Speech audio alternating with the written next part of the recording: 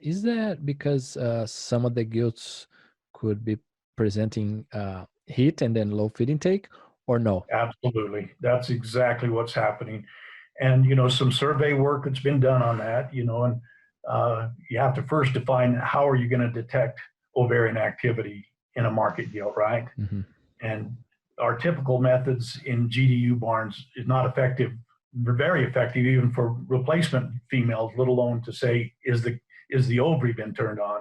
And so we've done a series of surveys going in and collecting the ovary and the reproductive tracts and then scoring those and trying to confirm what kind of ovarian activity we have.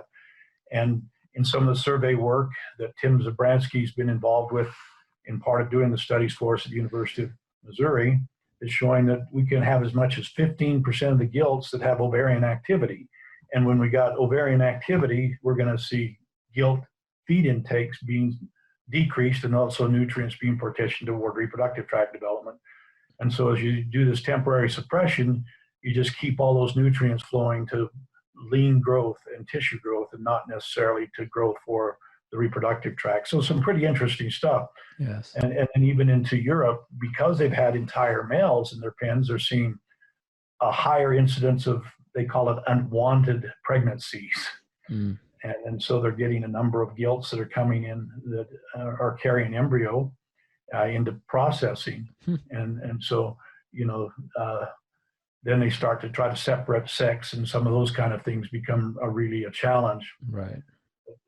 I think one of the real things that we've just come upon that I think has been very, very interesting in the past to use the product, we really struggled trying to figure out how to get the animal flows to fit.